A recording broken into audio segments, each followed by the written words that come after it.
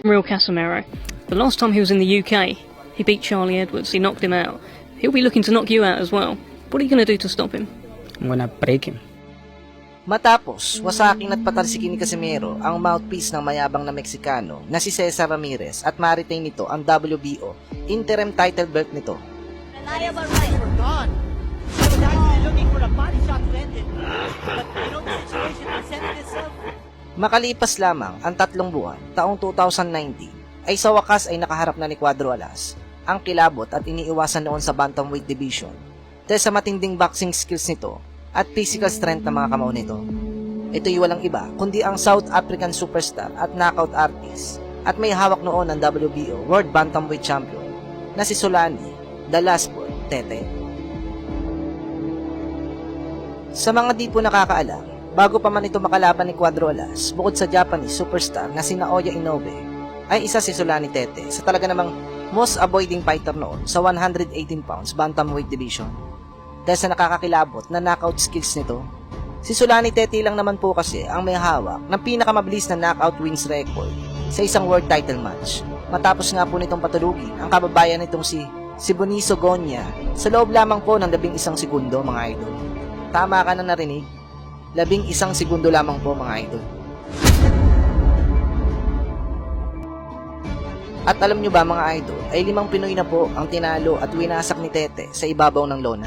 Ito rin po ang nagpatikim ng unang knockout sa prospect at undefeated fighter noon ng Britanya at tumalo sa kababayan natin si Jonas Sultan na si Paul Butler na kasulukuyang World WBO Bantamweight Champion ngayon. Look at Tete. When she shows Butler gets close again, chest to chest, he can't work around, he's got to break him out.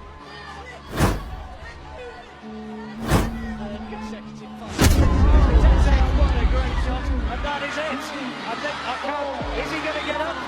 It looks as though it's all over. Great left hand. Butler doesn't really know where it is, and it's all over. Puts the jab in his face. He didn't put the jab in his face. He feinted the jab. He threw that 3/4 jab. Looks like he's going to throw the jab. Beautiful. That is. Julian Jackson, Bomber Graham.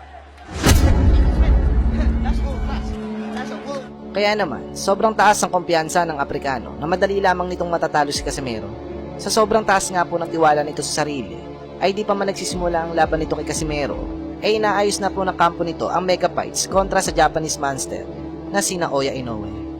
Kumbaga, kinukonsidera na agad nito na dagdag pataba lang sa kartada nito at isang tune-up fights lang si Casemiro para dito, mga idol. Direktang insulto ito sa ating pambatong Pilipino, kaya naman sa isang interview ay sinabi mismo ni Casemiro na patutulugin niya si Tete. Tila determinado ito sa mga sinasabi nito na wawasakin niya ang rising superstar South African na si Solani Tete. Nang lalaban kay Inoue. For him, he's talking about Inoue because he really hates to face him. He just wants to jump the gun and go to Inoue instead of passing to him. Agad kay Inoue. But he cannot do that. He is here. He believes he is here to upset that plan of fighting Inoue. Nangarap na siya na lalaban kay Inoue. He's already dreaming of Inoue when in fact he has to really deal with reality. John Real At dito Casemiro. sa akin lalaban, dito siya mababagsak. At eto na nga po, mga idol, sa mismong laban, round 1 pa lang, ay makikita mo na sa ating pambato na si Cuadro Alas ang determinasyong manalo at mapabaksak ang South African Superstar Champion. Naging sobrang maingat ito sa bawat galaw niya at sobrang kalkulado ang bawat suntok na binibitawan. Dahil alam din kasi nito na isang pagkakamali lamang niya ay maaari siya mapabaksak ng African Superstar. Dahil hindi rin ito basta-basta. Sa laban na ito ay makikita mo ang mataas na ring IQ ni Cuadro Alas. Shortening the gap. Only weighed 8 stone 4 at the weigh-in. Comfortably made the 8-6 limit. That's the Life's Mysteries, John. He wants the brilliant Japanese fighter Naoya Inoue last October. And that was that sort of fight, wasn't it? He won by about 4 or 5 point margin, but he never really took any risks at all. No, Well, fairly quiet opening round. Bell just coming. Sa round 2 naman, mga idol, ay makikita mo nga na nagiging medyo agresibo na nga po dito ang African Champion. Nagbabato na ito ng mga malalakas sa patama kay Casemiro. Tumatama naman ito kay Cuadro Alas, ngunit tila babaliwala lang ito sa pambato nating makunat pa sa makunat.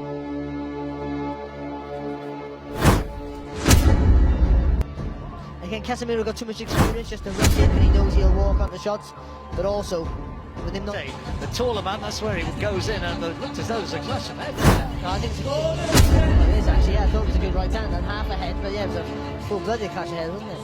Nang dumating naman ang ikatlong rounds, dito ay ginulat na ni Cuadro Alas ang buong stadium. Ang buong akala ni Solani Tete ay unti-unti na niyang nakokontrol ang laban kontra kay Casimero. Ngunit lingid pala sa kaalaman nito na sobrang napapag-aralan na pala ni Cuadro Alas ang galawan nito mula sa unang round at pangalawang round. Kung kaya't nasa pool na ito ng isang unpredictable punch na tumuldok sa 12 sunod-sunod na panalo nito.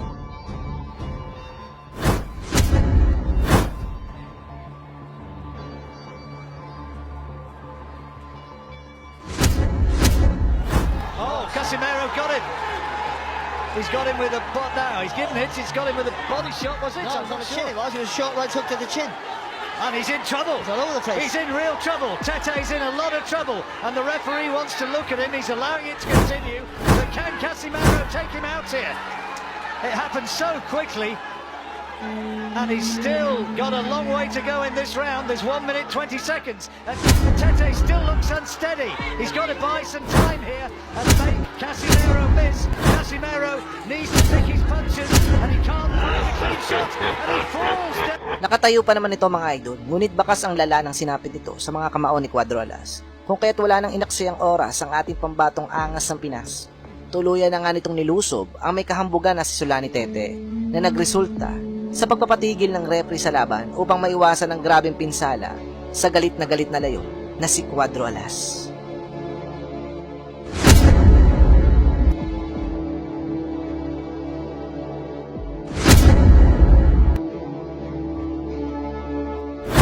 Fatality.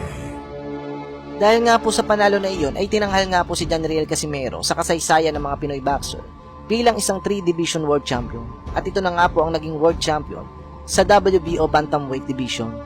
Mula naman sa kabilang banda mula kay Tete, matapos nga po ang pagkatalo na iyon kay Casimero ay bihira na nga po itong mabigyan ng isang malaking laban.